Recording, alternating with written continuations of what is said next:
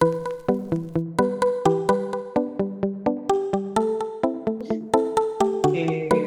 dato práctico, hay café, agua, jugo, por si quieren servirse, mientras desarrollamos este conversatorio, que se llama Mi casa, mi vida, o en portugués sería, Minha casa, minha vida. ¿cierto? Políticas habitacionales de Brasil, perspectivas y dinámicas socioespaciales. Aprovechando la visita de Lucas Ribeiro, que está haciendo una pasantía aquí en el instituto, quisimos organizar este conversatorio para poder discutir sobre las políticas de vivienda que tanto en Chile, ¿cierto?, como en Brasil, sobre todo en el contexto de una crisis habitacional global. ¿Ya? Entonces, Lucas nos va a presentar el programa Mi Casa, Mi Vida, que se desarrolla en Brasil. Y posteriormente vamos a tener algunos comentarios de Alexandra Race, que es profesora de la Escuela de Trabajo Social e investigadora CDE, y de Javier Ruiz Tagle, quien es profesor del instituto e investigador también del CDEUS y del COES, a quienes les pedimos esto, que hagan un comentario no solamente sobre la presentación, sino también del contexto de la crisis habitacional y el paralelo que nosotros podemos hacer con Chile. Y vamos a abrir la palabra porque la idea, ¿cierto?, es que podamos discutir, conversar sobre todo eso. Entonces, bueno, voy a dejar a Lucas, quien es candidato a doctor en geografía en la Universidad Federal de Sergipe. No sé si lo estoy Sí, pronunciando bien. Sergipe. Eh, Maestro en geografía de la Universidad Federal de Piauí. Sí, Piauí. Muy bien. Graduado de licenciatura de Geografía por la Universidad Estadual de Piauí. Es miembro del Grupo de Estudios Regionales y Urbanos, del Grupo de Estudios Urbanos Regionales de Políticas de Educación, miembro de la Asociación Nacional de Geógrafos, y actualmente, como les contaba, está haciendo una pasantía en el instituto, y él nos va a hablar en portuñol, ¿cierto? Sí. Pero se entiende perfecto, así que no vamos a tener problema con eso. Así que adelante, Lucas, te indico más o menos Certo. cuando queden unos 5 minutos. Não, graças. Buenas tardes a todos. Agradeço por la presença acá hoje. E Luiz também por la forma como me recebeu acá em instituto. E eu, como você falou, sou doutorando em geografia por uma universidade em noroeste de Brasil. E desde mi magíster que hago pesquisas e investigações acerca da política habitacional em Brasil, principalmente em Casa Minha Vida. Então, hoje eu vou falar um pouco sobre estas investigações com um estudo de caso de uma cidade de Brasil chamada Altos, que é minha cidade, onde minha família vive, e também de minha investigação de magíster. La representación tiene una definición como las políticas habitacionales en el contexto brasileño, Mi Casa Mi Vida como una mirada para a questão habitacional recente, um estudo de caso e alguns pontos a partir de la conversação. E para chegar em Mi Casa Mi Vida, creio que é necessário mirar um pouco como outras políticas habitacionais quedaram-se também em Brasil. Então, em evolução da questão habitacional do Brasil, temos como alguns períodos mais marcantes. Assim como Chile também há esta divisão, este contexto histórico, já? Então, em primeiro, que chamamos como República Vieja, de 1889 hasta 1930, é como característica principal não intervenção do Estado em la questão habitacional. Então, se solamente há como livre mercado, solamente mercado privado, principalmente de arrienda, que domina a questão habitacional em las principais cidades do Brasil. O Estado solamente como algumas leis urbanísticas e sanitárias em cidades como Rio de Janeiro e São Paulo, pero no tenía como una política o acciones en la cuestión habitacional. solamente a partir de 1930, que é quando também há um contexto de câmbio em la urbanização, que há mais pessoas vivendo nas cidades, há aumento de la industrialização também, creio que é um contexto da América Latina como um todo. E há também um câmbio de governo. Agora está Getúlio Vargas, presidente do Brasil na época, que institui que chamamos como Eras Vargas, que é de 1930 até 1945, que há as primeiras iniciativas do Estado brasileiro, do governo central, em la questão habitacional, com a criação de algumas carteiras imobiliárias, dos institutos de aposentadorias, como, creio que a Caixa chama como jubilado, ou uma pessoa que queira de trabalhar e tem aqui um sueldo mensal. E algumas leis também de arrienda, para como regular a questão de arriendos em algumas cidades. Pero solamente em 1946 que há a implantação, criação da primeira política habitacional do Brasil, chamada Fundação de la Casa Popular, que é importante porque é a primeira ação mais efetiva do Estado em la questão habitacional, pero há construção de poucas vivendas, como em algumas cidades maiores, pero não há uma distribuição grande em país.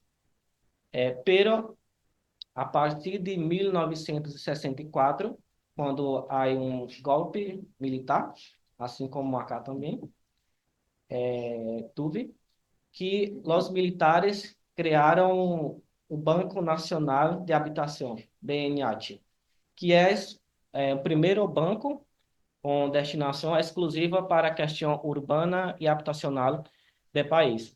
Então, é o primeiro programa, iniciativa do Estado, que há uma construção mais grande de vivendas. Creio que em cerca de 20 anos, há como quase 5 milhões de habitações no período. Então, é o primeiro momento que o Brasil tem uma política mais como agressiva na questão da construção de vivendas, pero já com um modelo de subsídio e de financiamento, muito também depois inspirado em la experiência chilena, é muito similar, creio.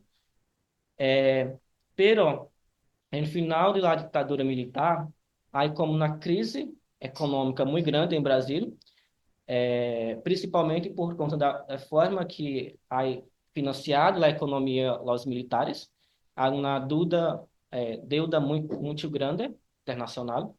E o Brasil passa também por uma recessão econômica e vários problemas que não há mais inversões em la vivenda. Então, hasta começo de anos 2000, não tem mais nenhuma política habitacional a nível nacional. Somente em algumas cidades ou comunas ou províncias que há como alguma ação, pero muito pequena. Pero em 2000 há como um câmbio que a esquerda chega ao poder central em 2003 com Lula da Silva. E há agora como uma visão do Estado como planificador, que chamamos que é como período de neodesenvolvimento, que é como o Estado ele intervém mais fortemente na economia. E outra questão também é o período para chegar na criação de Minha Casa Minha Vida foi a crise econômica de 2008. Então, que afeta fortemente o mercado imobiliário brasileiro, que há como uma quebra de algumas empresas de construção civil e também imobiliária em geral.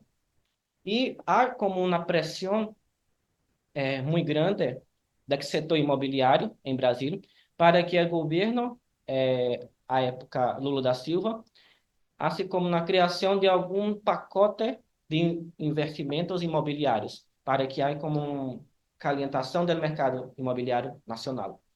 Então, Mi Casa Mi Vida nace nesse sentido de pressão do mercado financeiro e imobiliário e também como um ambiente mais favorável a investimento do Estado, por conta da condição econômica que Lula da Silva tem muito papel, porque criou muitas políticas sociais que tiveram um impacto em país.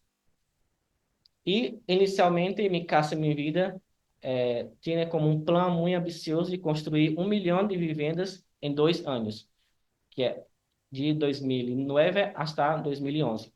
Pero foi um programa que tem uma origem mais como imediata, pero hasta mais que 10 anos em atuação em financiamento e subsídio de vivendas no Brasil. Pero uma das questões que mi grupo de investigação hace em Brasil, que é uma política que tem essa origem muito específica, histórica, pero tiene más un aspecto quantitativo.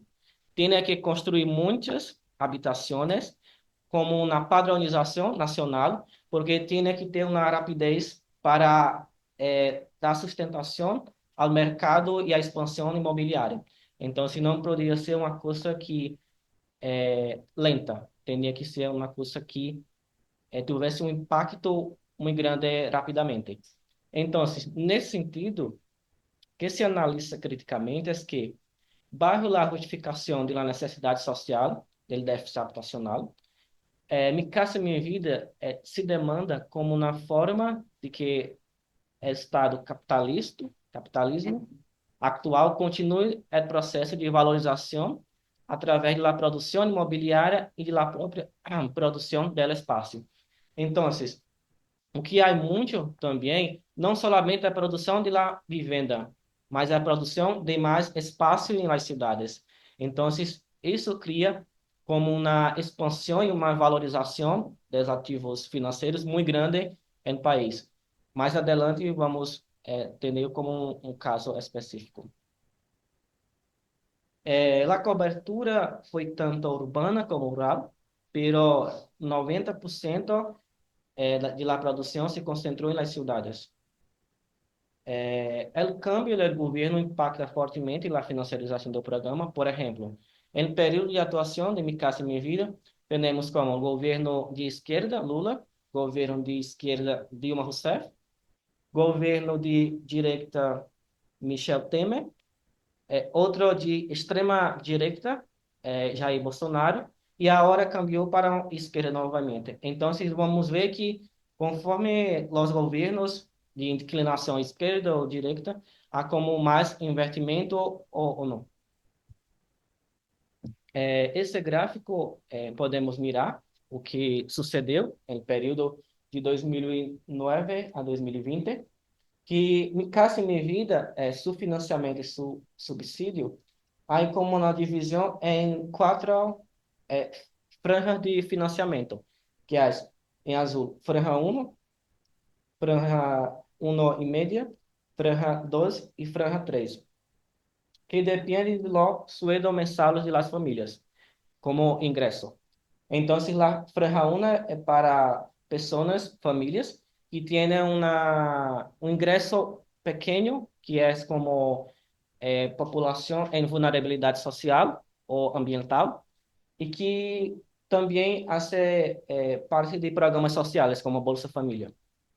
E conforme vai aumentando a franja, é também uma renda maior, como a classe média e outras pessoas. Pero podemos mirar que a linha azul para a franja 1 há como um aumento hasta 2013, 2014, pero depois é como uma muito pouco financiamento, como a partir de 2015. ¿Por quê? porque a partir de 2014 há em Brasil uma crise política e também depois uma crise econômica para sacar a Dilma Rousseff do poder central. E depois, hasta golpe que chamamos como um golpe político, porque não tinha um crime, mas o parlamento julgou Dilma Rousseff e sacou do poder central. A partir de 2016, Michel Temer, que é de direita, e Jair Bolsonaro, que praticamente corta o sentido mais social do programa. Simplesmente queda a franja 2 que chamamos como franja de mercado, que é solamente mais financiamento e não subsídio. Acá temos como na distribuição de la Minha Casa Minha Vida em Brasil. Então, podemos identificar que há como uma distribuição mais em los principais centros urbanos, pero há uma especialização em quase todo o país, em quase todos os municípios.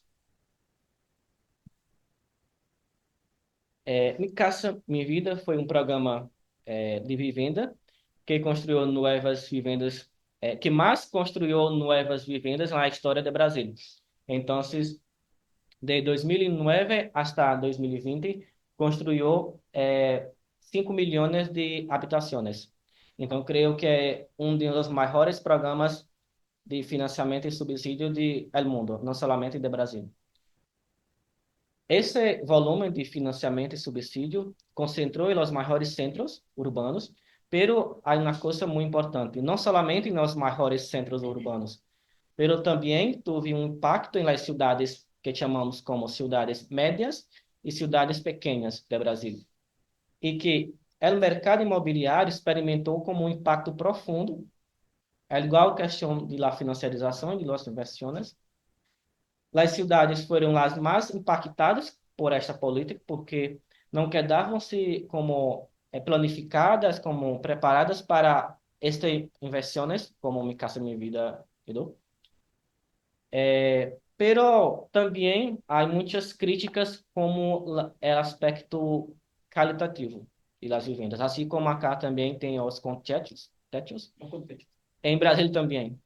Não somente por conta de BNH e la ditadura, pero Mi Casa Minha Vida também há.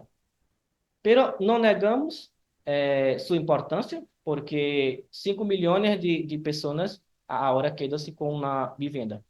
Pero é necessário uma análise crítica dos aspectos qualitativos de la política.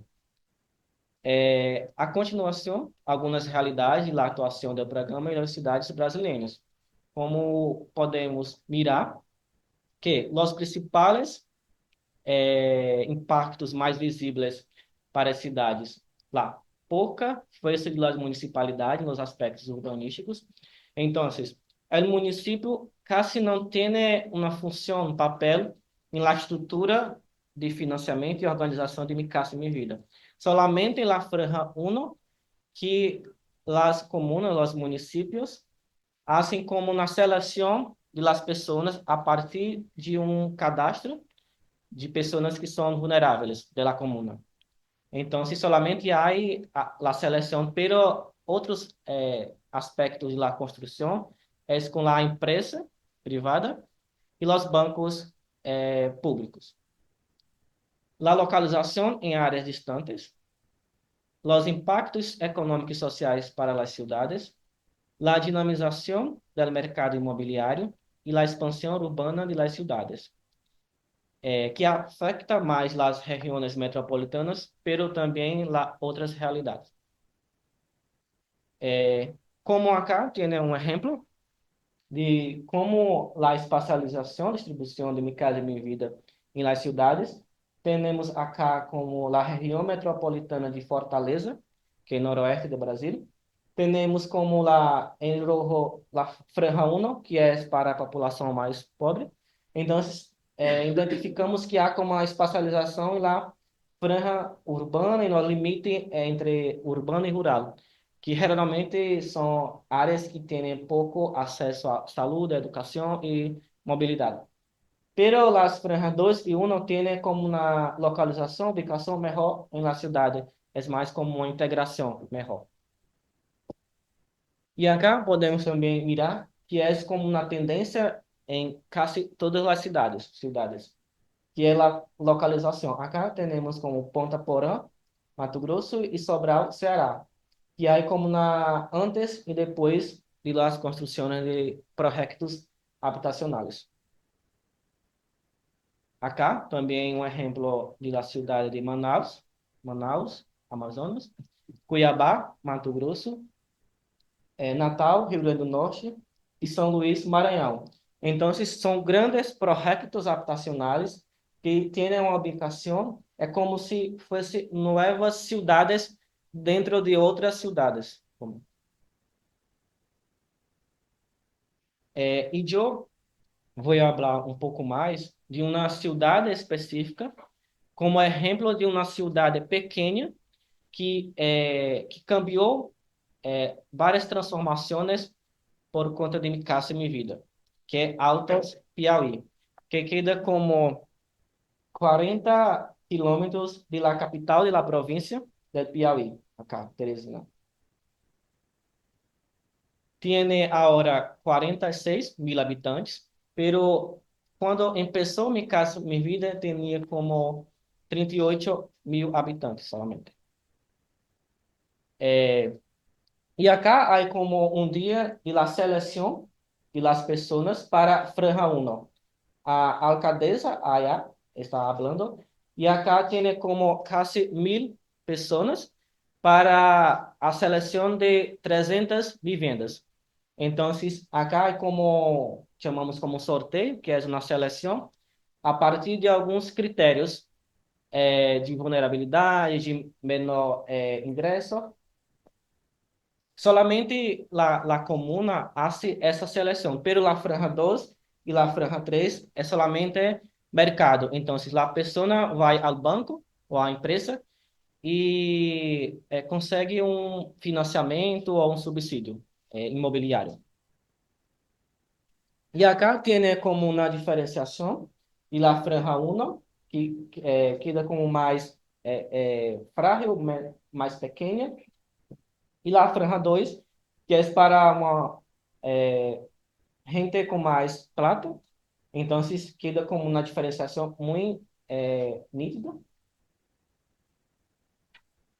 E acá, como a quantidade de vivendas que foram entregues em Altos, Piauí, no período de minha casa e minha vida. Há um total como 3.828, Franja 1, 953, e Franja 2, 2.861. Então, a maioria de vivendas em altos foi que chamamos como habitação de mercado e não habitação social.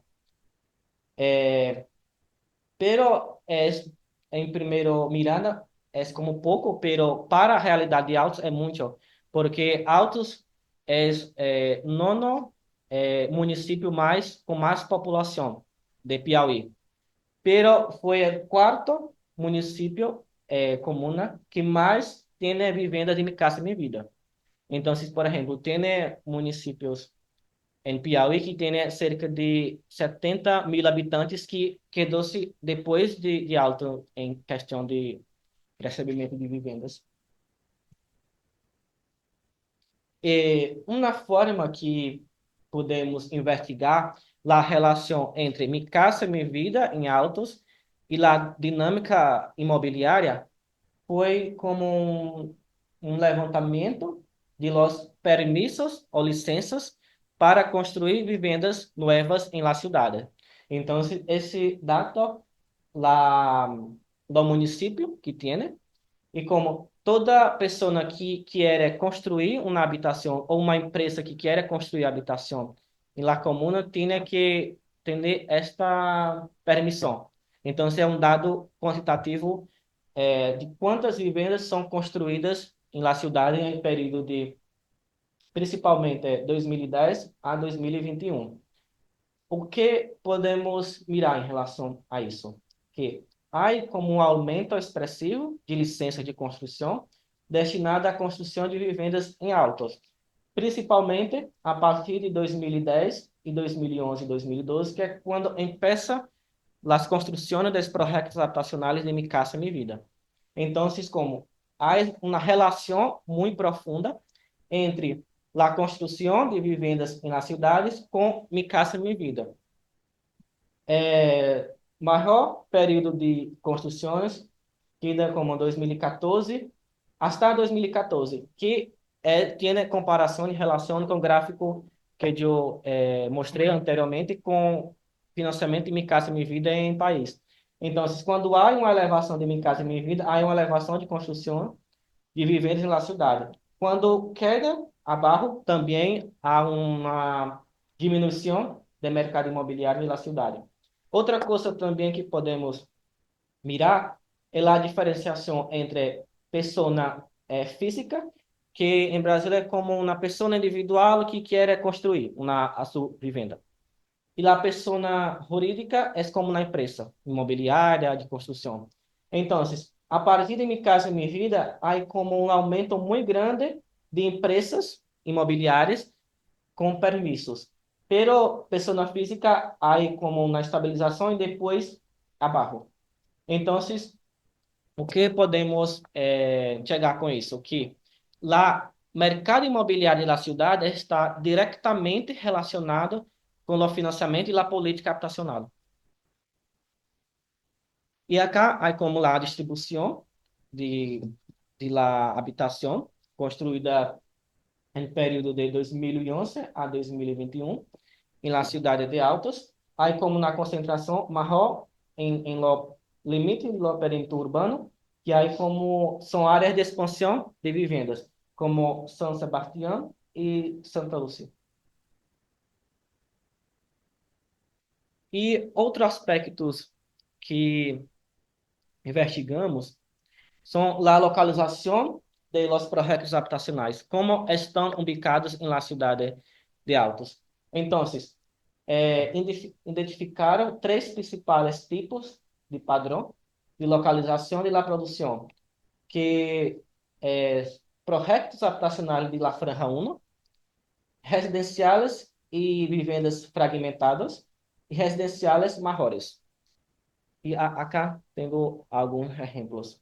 Os projetos habitacionais da La Franja 1, que são as 953 vivendas, estão em residencial Santa Inês e São Sebastião, que agora estão mais como entregar em integração à cidade. Pero quando começaram, não tinha essas construções, é como lejos de la malha urbana de la cidade. Acá, por exemplo, esse roça não tinha como calle com asfalto, com pavimentação, era como casi rural. E acá há como os residenciais e unidades fragmentadas, porque são mais pequenos e são também de La Franja 2, que é para pessoas de maior plata. Então, podemos mirar que há como uma integração melhor na cidade, que chamamos como inserção urbana, que é sua localização mais acerca de escolas, de la saúde e los equipamentos públicos. E é como a melhor forma para de vivendas em altos são os residenciais e unidades fragmentadas.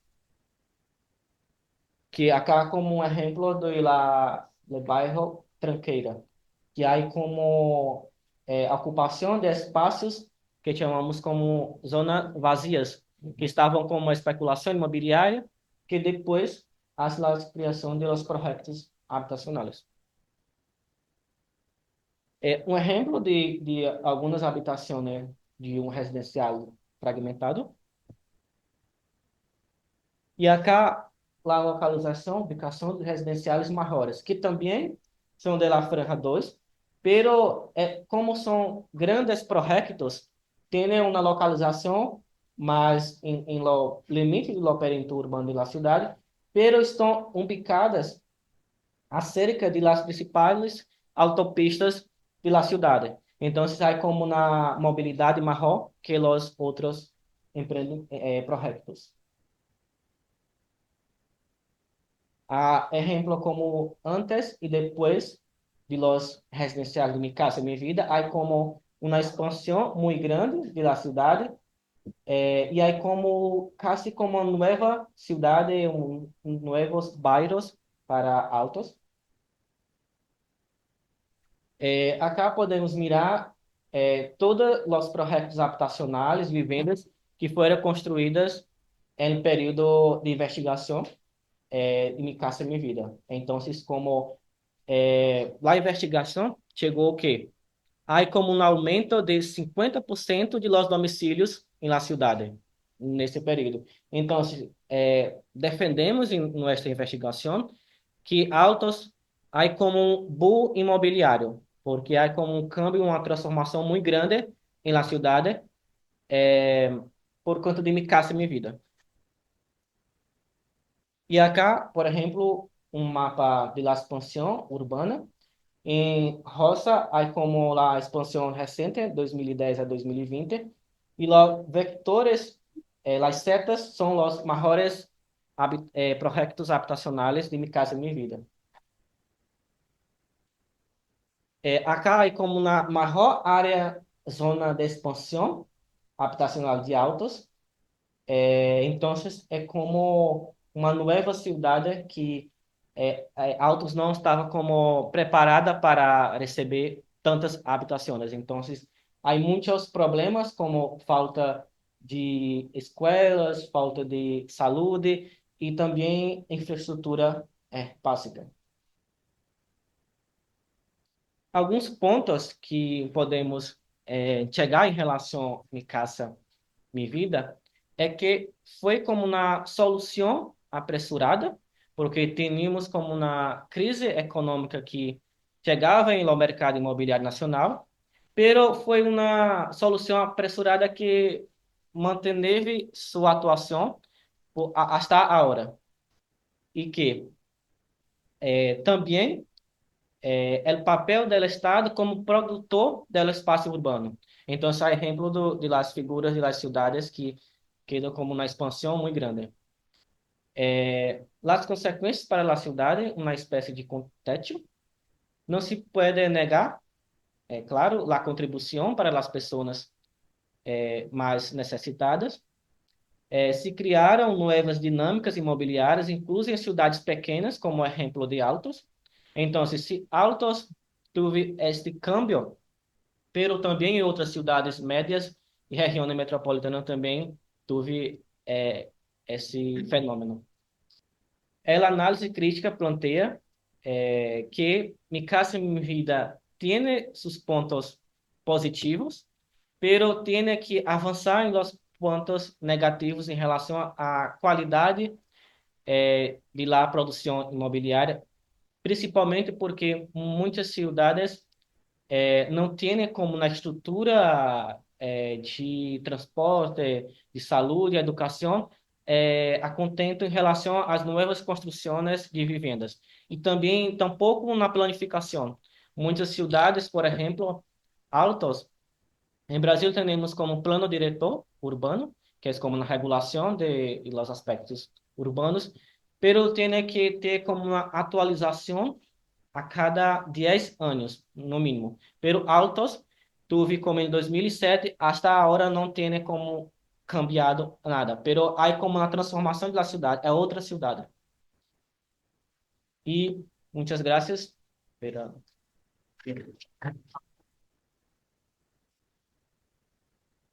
No solo una muy buena presentación, sino que en el tiempo perfecto. Así que muchas gracias, Lu. Invito a Ali y Javier, que puedan pasar adelante.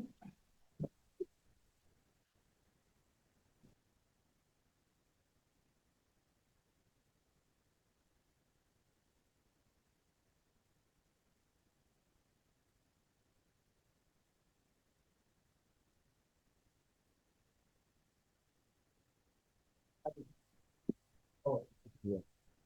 Eh, bueno, gracias Lucas.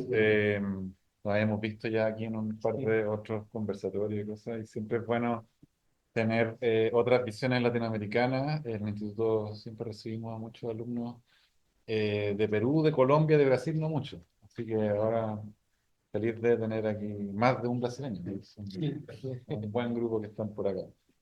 Una de las primeras cosas que se me ocurrió acá de comentarte, porque en el fondo yo esto te lo comento con los ojos de un chileno estudiando la política chilena, Sí. que es de lo que más sé, digamos. Es el concepto de movilización de políticas, que se estudia mucho en el mundo de distintos tipos de políticas y que efectivamente en Latinoamérica una de las políticas que más se movilizó fue la política chilena de vivienda, eh, que empieza acá en los 80, se masifica en los 90 y que efectivamente la hicieron viajar a Colombia, a Paraguay, a Brasil, a México y los mismos funcionarios del Ministerio de Vivienda chilena fueron a hacer exposiciones a los otros lados, después los otros vinieron para acá, se juntaron también en las reuniones de hábitat, en las distintas agendas urbanas, etcétera. Entonces es como interesante ver cuáles fueron las consecuencias de esos desarrollos, que obviamente esas políticas no viajan igual, no se instalan igual a como fueron acá en Chile, y tienen distintos tipos de consecuencias. Eh, Me interesó también estos paralelos con la historia de Chile, porque hablaste como de la época de Getúlio Vargas, que no, sería como lo más parecido a nuestros gobiernos radicales acá en Chile, así como los desarrollistas, mucho Sí, Estado, etcétera, y después el periodo de la República Populista, en donde tenemos como el equivalente de cuando en Chile se crea la Corvi, la Cormu, el Minbu, que algunos hablan como la época de oro de la vivienda en Chile, donde se construyó vivienda de más calidad, con más institucionalidad, etcétera, pero aún así era insuficiente para los déficits habitacionales y todo eso.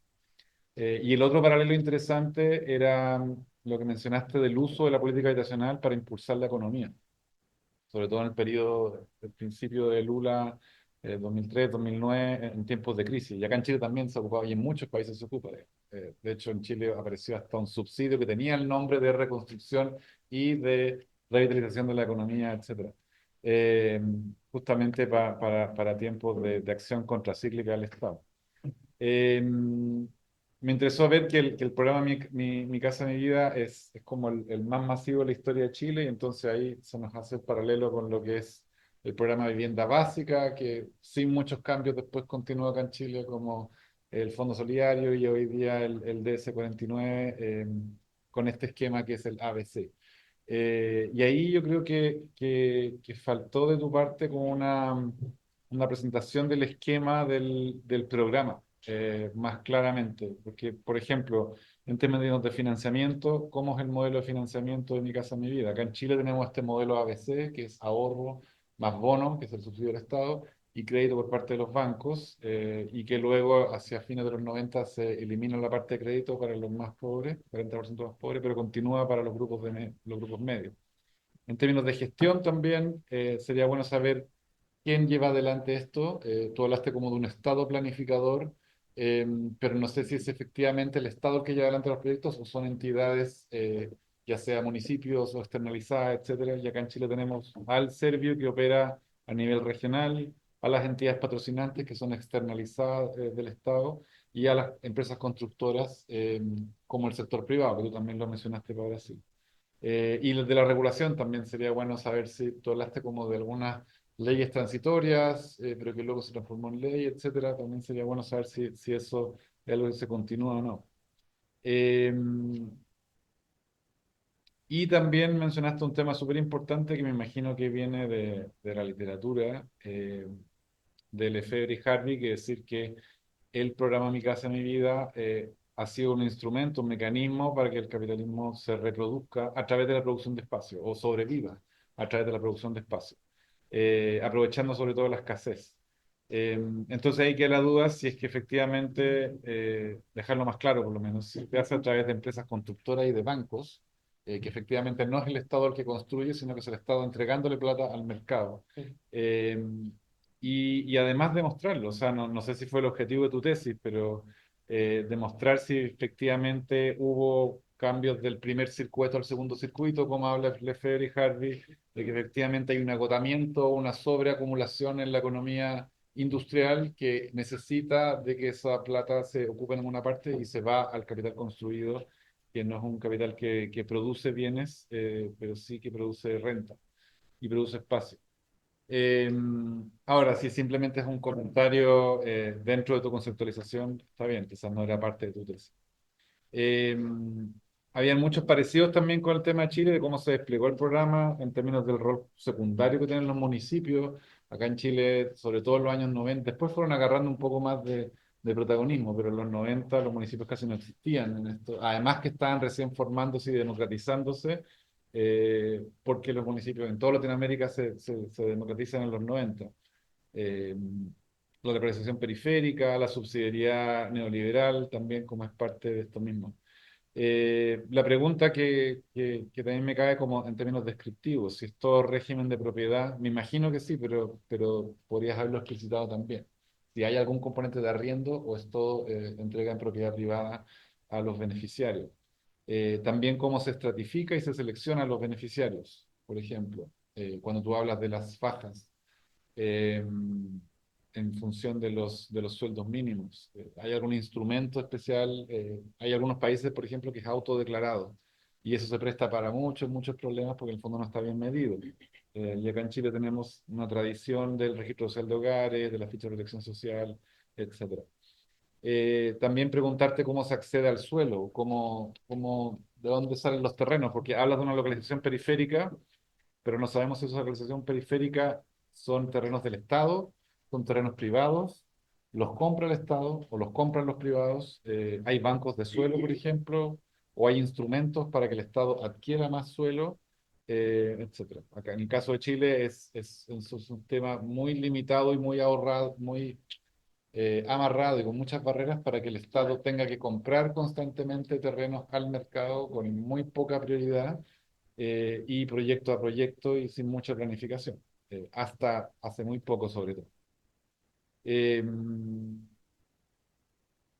Mencionas también que el mercado inmobiliario de alguna manera depende del financiamiento de la política habitacional.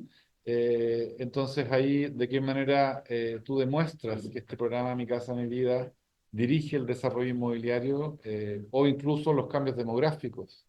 Porque dijiste, bueno, aquí se pobló casi todo el caso que estaba estudiando a través del programa Mi Casa, Mi Vida, pero si es este programa, por el hecho de que haya más vivienda, atrajo más población, podría ser una hipótesis, porque yo no conozco el caso, o es que simplemente el programa dio vivienda a la población que ya estaba asentada en el caso que tú estabas analizando.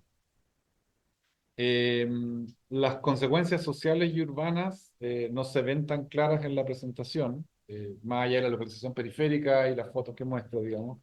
Eh, pero no sé si tuvieron problemas de constructivos, no sé si tuvieron problemas de lo que nosotros hoy día conocemos como estándares de áreas verdes o de calidad del espacio urbano en general, que es algo con lo cual hoy día podemos medir todo lo mal que se hizo en los 80 y los 90 respecto a esa calidad. Eh, pero eso no me quedó claro en la presentación respecto a cuáles son los impactos más visibles más allá de la localización periférica. Eh, y el tema con el cual te quedas al final, porque en el fondo reconoces que se entregó mucha vivienda, es lo que yo sintetizo como el dilema calidad-cantidad.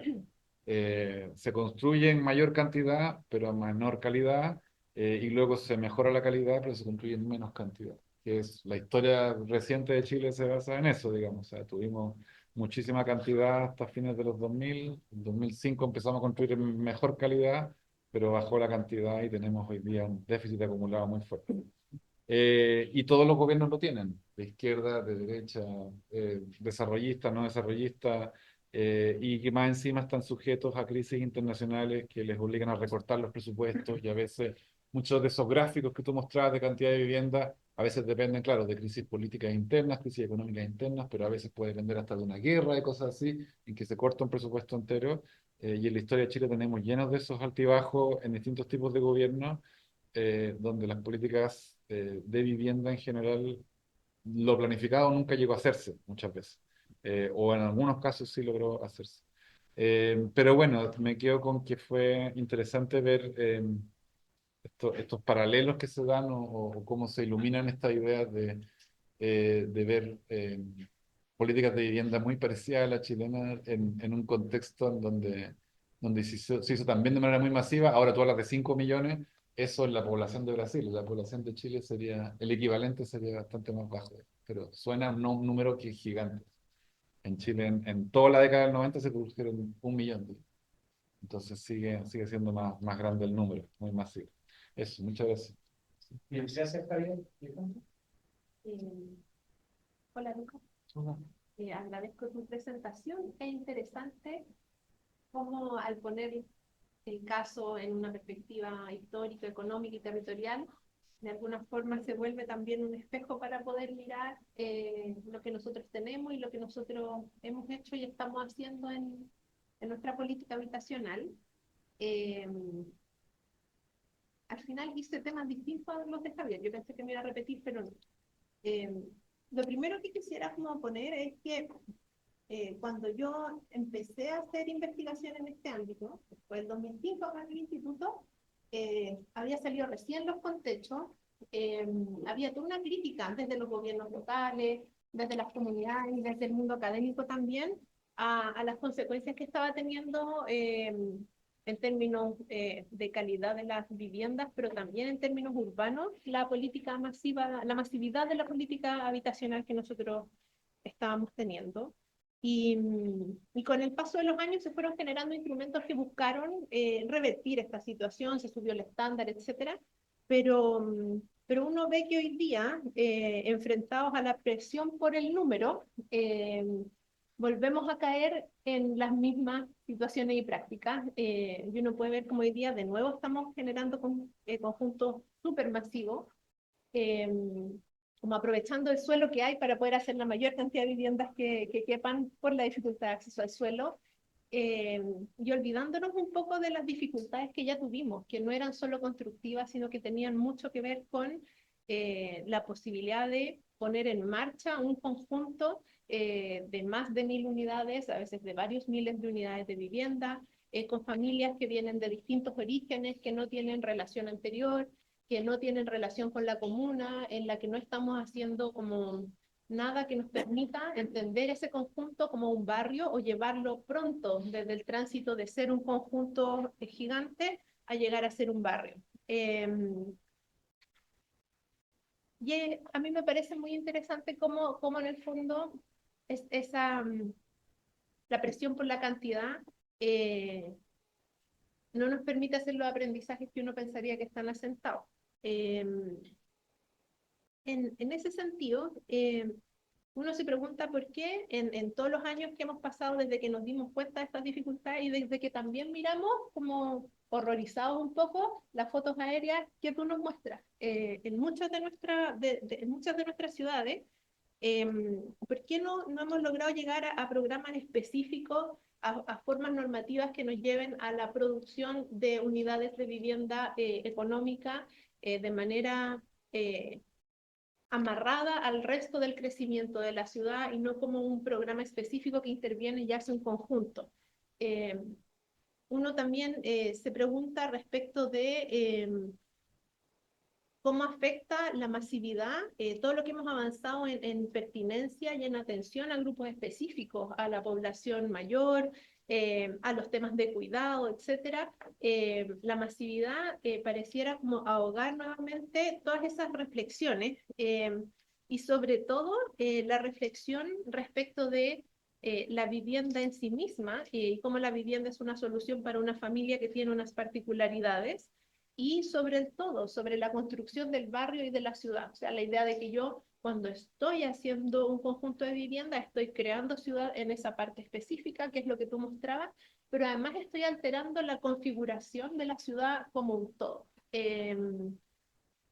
Y en ese sentido se nos queda atrás todo lo que tiene que ver con la planificación y con la relación con los gobiernos locales, como en el fondo, que es algo que tú ponías también, en el fondo cambia radicalmente la situación de esta ciudad, que era pequeña, y sin embargo, los gobiernos locales, los territorios no tienen nada que hacer frente a lo que está pasando y no tienen muchos instrumentos o herramientas, no solo para, yo no estoy diciendo como para detener el crecimiento, sino como para gestionar la forma en la que se va a producir ciudad. Y en eso, como la línea de fondo es que los programas de vivienda producen ciudad, y es algo que nosotros deberíamos incorporar en la reflexión respecto de los programas habitacionales, y por lo tanto, todos deberían tener un componente de intersectorialidad que nosotros, la primera vez que apareció eso acá fue el año 2005-2006, Colegio Mi Barrio, que plantea la intersectorialidad y no se logra y se abandona. Y después vuelve a aparecer el tema de la intersectorialidad en los programas de regeneración como una búsqueda por hacer soluciones que requieren de la intervención de múltiples dimensiones en un mismo territorio y no resulta tan bien, resulta difícil y se abandona. Y entonces parece un poco frustrante que tengamos como que bajar los brazos y aceptar que la única forma de dar acceso a la vivienda a todas las familias que lo necesitan o a una parte significativa de ellas sea a través de estos programas masivos que generan consecuencias tanto para la ciudad como para las familias que los habitan. Y ahí entonces me pregunto cómo podríamos hacer para incorporar a los gobiernos locales y también me pregunto respecto de ¿por qué seguimos ignorando los recursos de las comunidades y de las familias en los procesos de producción de vivienda? Y ahí, si bien hay como está como este trade-off entre masividad y estándar, si uno pusiera los mismos subsidios que se están dando hoy día y los retrocediera a los precios del suelo de hace 20 años atrás y les aplicara como la inflación que ha habido, igual podríamos hacer muchísimas más viviendas de las que estamos haciendo, porque no es solo, es engañoso, en el fondo también hay un aumento de los valores de suelo que va mucho más allá de los ingresos, del aumento en los ingresos, que va mucho más allá del aumento en los subsidios y que finalmente es lo que nos está como junto. Estoy de acuerdo que el aumento en estándar dificulta, pero es el punto que nos tiene como más asfixiados respecto de la posibilidad de construcción de vivienda. Y lo último es como no caer como en la pura crítica, porque finalmente lo que tiene de difícil el trade-off respecto del acceso es que si hacemos conjuntos masivos de este tipo, vamos a perder en calidad urbana. Y además empobrecemos la experiencia de las familias que van a estos conjuntos. Pero si no lo hacemos, a diferencia de lo que pasa es si yo no le doy matrícula a un niño que puede no ir al colegio, si es que no le doy atención de salud a alguien y que entonces se va a enfermar. En el caso de la vivienda, si yo no le doy vivienda a alguien, va a tener vivienda igual. O sea, tiene que encontrar una solución habitacional porque tiene que dormir esa noche con su familia en algún lugar. Y esa presión lleva a que finalmente o yo construyo ciudad y si me apuro voy a tener dificultades en términos de la masividad de los conjuntos, o si no se va a construir la ciudad de manera informal. Y esa ciudad que se construye de manera informal también tiene sus propios problemas, también tiene sus propios obstáculos, etc. Entonces, estamos en un escenario muy difícil en el que yo considero que este tipo de trabajo, pero sobre todo como el trabajo conjunto y la innovación en términos de gestión de la vivienda y de las políticas resulta muy fundamental. Eso. Bien, muchas gracias. Bien, tenemos como 25 minutos, media hora para conversar, plantear dudas, consultas si queremos saber algo más o comentar a los comentarios o a la presentación. Vamos a hacer un par de comentarios después, y después les vamos a dar la palabra a Lucas. Así que abro Rodrigo, Camilo.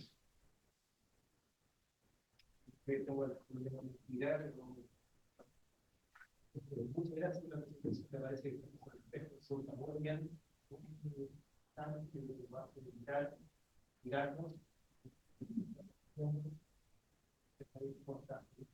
Creamos acá también una vez con el problema de cómo se pueden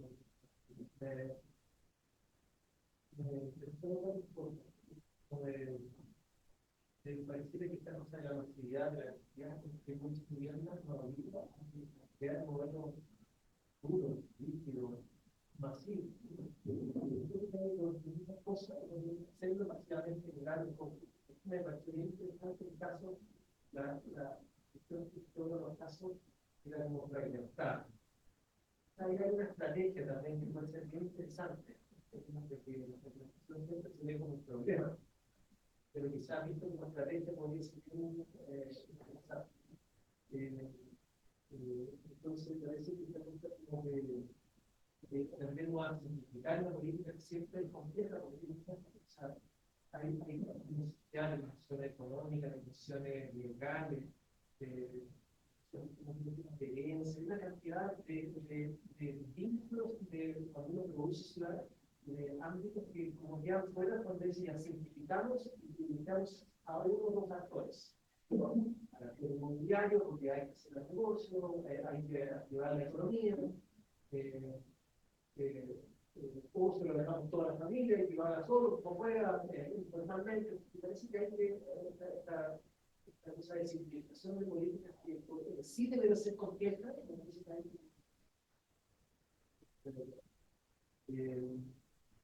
me parece también que también quizás la exploración de formatos complementarios como los procesos de regeneración donde el suelo se trata de otra manera, no es convertir suelo rural, ni en mayor caso en barato, y ahí hay algo que hace la ganancia en ese cambio del uso del suelo de rural a urbano, de bajo costo a alto costo. Me parecería que también, para el caso chileno, en el caso urbano, nosotros estamos estudiando esta cosa del proceso de operación urbano del tipo operación sitios. Puede ser bien interesante el tema de cómo pensar junto con las comunidades de manera quizás más fragmentada, pero más localizada, con los gobiernos locales. Nuevos procesos en que procesos formales e informales se disputan de otra manera y se articulan mucho. Así que gracias por la presentación y gracias por el caso. Gracias. Gracias, Lucas, por la presentación. También yo tengo dos preguntas súper específicas para no repetirte un poco cosas. Lo primero es que en el análisis de datos más históricos generales que presentaban en la vida, ¿cómo cambian si miramos la inversión que se hizo con Casa de Madera, de programa Bolsonaro, que nos dijo que un poco era bien lo que sería un estado pero sería interesante mirar si es que como un cambio de branding y un cambio de foco, pero que también es parte de la política de la ciudad federal del país. La segunda, y quizá en línea con el comentario de Alejandra, es si han podido mirar ustedes cómo este análisis es distinto en ciudades en las que han habido también experiencias de vulnerabilidades. Entiendo que es un 3% del programa de Mi Casa, Mi Vida que va a organizaciones sociales para procesos autogestionarios. Yo conozco bastante el caso de San Paulo y ahí efectivamente hay más trabajo con el gobierno local, hay estándares un poco más altos, ubicaciones un poco mejores, hasta 30% más de tamaño, incluso en algunos casos con proyectos masivos de vivienda con 1000 unidades, o sea, no solamente con anecdóticos pequeños, pero también sé que San Pablo es la República Independiente de San Pablo en el contexto brasileño, tiene otros recursos, otra organización social y política, entonces, no sé si en este análisis más de ciudades intermedias o de ciudades pequeñas, hay algunos antecedentes de cómo estas preguntas por calidad y por ubicación y por estándares cambian al incluir esta sección de Mi Casa, Mi Vida que devuelve en el fondo a las comunidades organizadas en la gestión de procesos de vida. Gracias, Camila. No sé si alguien más tiene alguna pregunta o comentario. Lucas. Ya. Vou tentar fazer como um resumo, que são muitas coisas. Pero é interessante a sua pergunta sobre o esquema de financiamento do programa. É muito similar ao que você falou de Chile, porque há como agente governo federal, pero es más como la regulación en formato de una ley que tiene Mi Casa, Mi Vida y que hace el presupuesto anual. Entonces, a cantidad de plata que tiene para financiamiento y subsidio anual. Entonces, tiene un presupuesto.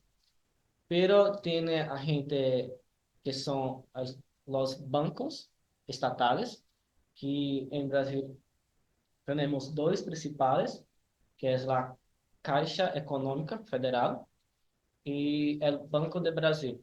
Entonces, los dos bancos que tienen como directamente el financiamiento para las empresas y los municipios. Pero como hay el recibimiento y la estructuración. Por ejemplo, hay muchas formas, porque hay como la franja uno y la franja 2 y la franja 3. La franja uno tiene como, por ejemplo, el presupuesto del gobierno federal, hay como un límite financeiro para cada região, para cada municipalidade. Então, por exemplo, Altos tem muitas construções, pero tem como um limite, como máximo de financiamento anual, que pode, por exemplo, quedar como 50% ou 100% desse limite. Então, tem um limite para cada município. E tem duas formas de la franja 1. La municipalidade pode como fazer um projeto e chegar hasta el banco, como por exemplo o Banco do Brasil. E com o projeto habitacional, muitas vezes tem a doação de uma terra, certo? E o banco assim como chamamos como um chamamento para as empresas que querem construir. Então, tem a demanda a partir da prefeitura, com o limite para cada município, e o banco faz um chamamento de las empresas construtoras. E a empresa que tem como interesse em construir Minha Casa Minha Vida, participa de como este chamamento do banco. Pero há também las construtoras e las empresas que vão ao banco e há como uma proposta de construção de vivendas também. Então, a prefeitura não tem ação para isso. E nesta outra opção, quem define a construção aonde e a ubicação são as empresas privadas. Então, por exemplo, vão construir aonde é mais barato economicamente. Então, por isso que a localização é como mais periférica e mais distante da cidade, porque as empresas, em Minha Casa Minha Vida, é que têm mais força para a definição de la ubicação.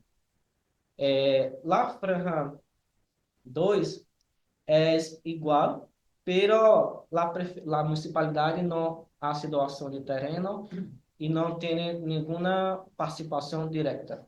Porque a franja 1, por exemplo, faz a seleção das pessoas, porque em Brasil temos como um cadastro de pessoas vulneráveis. Cada comuna faz como um chamamento e faz como um cadastro, compreende? De pessoas que têm como não têm trabalho, não têm nenhum ingresso ou renda, e que, então, já tem como um banco de dados para quando tem um projeto, a municipalidade faz a seleção a partir desse banco de dados.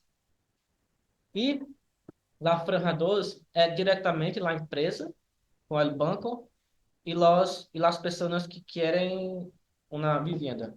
Então, a prefeitura não tem um papel maior. Então, a localização em la franja 2 é melhor, por quê? Porque as pessoas que têm ingresso maior, um sueldo maior, querem uma localização também melhor e uma venda melhor. Então, as empresas têm como uma ubicação um pouco melhor em la cidade, em relação à franja 2, que as pessoas não têm como opinião. Me vou e a prefeitura faz a seleção, a empresa constrói a moradia e eu solamente me vou a receber o subsídio. Então, se não tenho como, não quero, porque tenho que aceitar.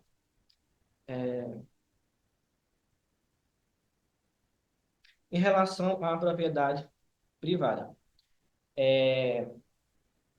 para a franja 1, que tem um subsídio, quase que 90% da vivenda de presupuesto general del Estado. Entonces hay solamente cuotas mensales muy bajas para las personas pagar, pero es un tiempo largo, como 4, 5 o más años. La pessoa tem como la propriedade temporária. Por exemplo, se eu não pago as quotas, lá posso quedar-me sem a casa. O banco saca de volta. É o mesmo para a franja 2 e franja 3. Então, é como ter a propriedade, pero não é 100% seguro. Porque se não paga, puedo sacar a moradia. Pero não há arriendo. Hay como este sistema. Sí. Em relação a autos, que você perguntou, quem vai viver em las vivendas? São pessoas que já vivem allá em autos ou, por exemplo, a imigração, algo assim? Eu compreendi como isso. Em autos, existem as duas coisas. Existem pessoas que são da zona rural, que vão para a cidade, assim como outras pessoas que já viviam na cidade e compram lá vivenda, pero há um fenômeno interessante, porque Altos tem uma ubicação muito acerca de la capital, de la província de Piauí, chamada Teresina. Então, há como uma facilidade de mobilidade de las pessoas que antes viviam em Teresina, capital, e vão para Altos viver allá. Porque, por exemplo, para quem trabalha em Teresina, é muito acerca para, por exemplo, voltar e dormir e depois, outro dia, voltar novamente para seu trabalho. Então, questão, por exemplo, Teresina, como é uma capital, e especificamente, tem como muita violência urbana. Los homicídios, las casos de furto e outras coisas. Então, é mais uma cidade peligrosa. Altos, não muito, porque aún é uma cidade pequena, que tem mais atrativos em relação à la qualidade de vida e também tem, por exemplo, terra mais barata e as casas também. Então, é como uma atração de pessoas que viviam na capital e vão viver em Altos. Então, também há este câmbio de pessoas.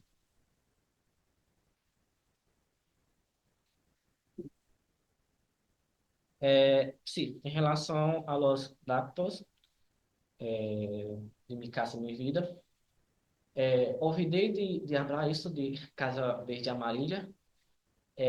O que sucede?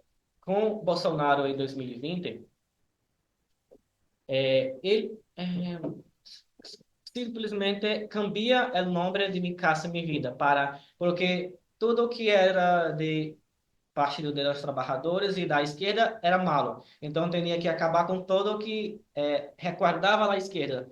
Então, os programas cambiou os nomes. Por exemplo, Bolsa Família cambiou de nome e Mi Casa Mi Vida cambiou para Casa Verde e Amarilla. Pero, o que há de discussão de a maioria dos investigadores em Brasil é que Casa Verde e Amarilla não é uma política habitacional. Por quê? Eu explico. Porque praticamente não tem financiamento e subsídio para a Franja 1. Porque a Franja 1 é que ratifica uma política habitacional de Mi Casa Mi Vida, porque é a população que mais necessita. E a política habitacional, a política pública, é para sanar a problemática no caso do déficit habitacional, que é a Franja 1, que é a Franja 1. Então, nós outros defendemos que Casa Verde e Amarilla não é uma política, é solamente um mecanismo de financiamento imobiliário, porque não tem foco de subsídio, solamente os bancos que têm um pressuposto para financiar principalmente a Franja 2 e a Franja 3. Por quê? Qual a origem de los financiamentos principais em Brasil? Há presupuesto general do governo federal, que chamamos como fundo perdido, porque não tem a obrigação de retorno financeiro es presupuesto general, pero tiene un fondo de los trabajadores, que es FGTS, que é, por exemplo, um trabalhador que compreende, demitido, é sacado de seu trabalho, ele tem como algumas quotas para receber depois, como uma assistência. O fundo garantido é que garante este sueldo depois de sua demissão. Este fundo tem como muita plata históricamente, desde a ditadura militar. Então, é a principal fonte de recursos para a minha casa, minha vida, Franja 2 e Franja 3. Então, se tem que ter um retorno, porque é inversão. Então, se creio que isso também afeta a forma de los investimentos da Franja 1 e Franja 2. E a Casa Verde Amarilla é como uma forma solamente de financiamento, pero não é como na política pública. Pero no me queda muy claro con respecto, ya lo entiendo más los bancos inversionistas también, pero el ciudadano, el que adquiere esta propiedad, tiene un subsidio, llegué tarde, no sé si lo conozco, tiene un subsidio de parte de esto, que hago un crédito legal, o no. Não compreendo. Si es que o sea, el financiamiento de la vivienda Sí. para la franja 1, franja 2 y franja 3, si el Estado le entrega la vivienda o también tiene que endeudarse a través de créditos en el banco. Un Y si esa préstamo. persona, disculpa, si después así, que creo que lo es, esta persona tiene una escritura, Sim, é como um empréstimo no banco. Por exemplo, lá Franja 2, a construtora faz a construção da vivenda, ok? E tem um comprador que é a pessoa que quer a vivenda. E a intermediação do banco. O banco paga para a construtora, então é como um empréstimo para a pessoa. E a pessoa vai pagar o banco e não a construtora. Creo que é mais ou menos isso. Y la franja 1, E lá Franja 1, Estado, por meio do presupuesto, paga cerca de 90% da vivenda para o banco. E o restante, a pessoa paga para o banco. Sim, sim. no una escritura, no, Sí. un título de propiedad. Sim. Y con respecto a lo que dice usted, el aumento que indica en una franja de población allí que se efectúa en situaciones virtuales, que se está asociado en parte a la precariedad económica de la persona que tiene esa Ujú. propiedad, más o menos, me imagino. Sim. ¿no entendiste bien? Mas ¿Podría Nuevamente, entendí que hay una parte de la población Sí. que vive una situación delictual. sim, Franja 1. Ya, estamos claros. Esto está asociado a la precariedad social de la persona que va a adquirir esa propiedad, Sí. más o menos. Sim. Eso no ayuda a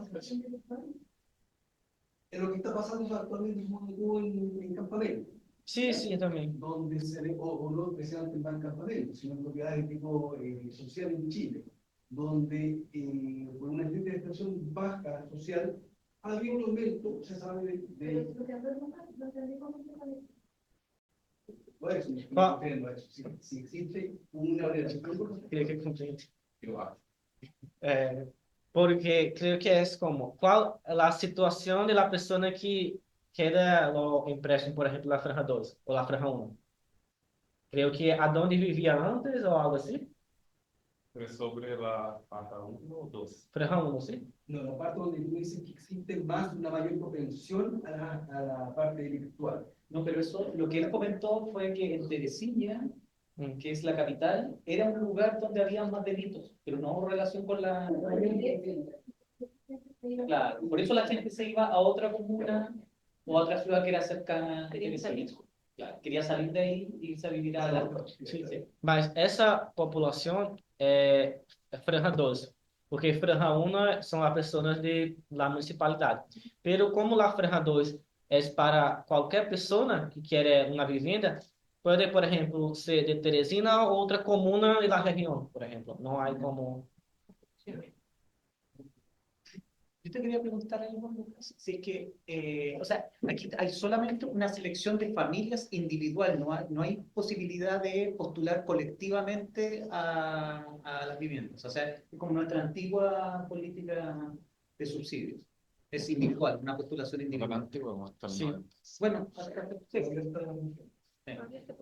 sí, pero ahora hay posibilidad de colectar, claro, son caminos individuales. Sí, Pero existen franjas dentro de mi casa y mi vida que son diseñadas para colectivos, que es un porcentaje menor, 3% que es ¿Entidades? Entidades. Sí. Existen como modelo, pero en términos de volumen.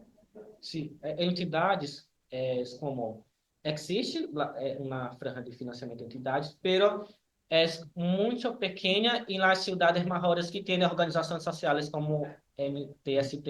En São Paulo, por ejemplo, las mejores experiencias tienen la postulación en conjunto porque generalmente son movimientos sociales que tienen la postulación para selección de las personas y la selección de la constructora y otras cosas. Entonces, creo que la experiencia mejor de Mi Casa Mi Vida es entidade, pero es muy localizado en algunos puntos de Brasil, como São Paulo, Rio de Janeiro. Por ejemplo, Piauí no tiene, Altos tampoco. Entonces, más exige. Sí.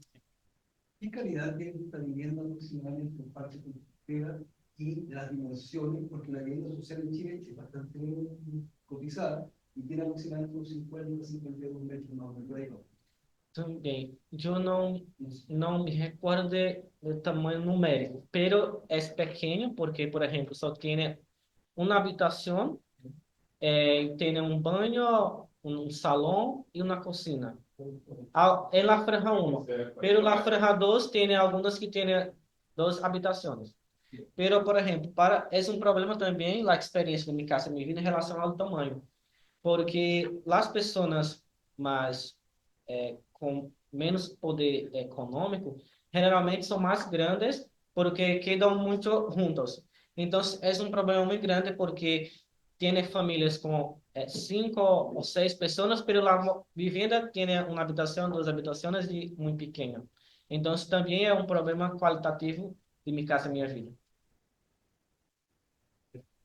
Bien, muchísimas gracias, Lucas. ¿Hay alguien? Sí. Que me gustaría preguntar si es que la vivienda allá en Brasil tiene considerada algún tipo de aislación térmica especial, porque aquí están entrando en rigor una nueva norma de aislamiento térmico para las viviendas sociales.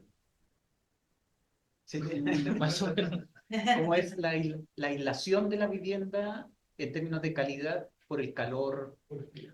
Sim. Sí. Não há um aspecto muito positivo em relação a isso, porque compreende que é como uma padronização tipológica.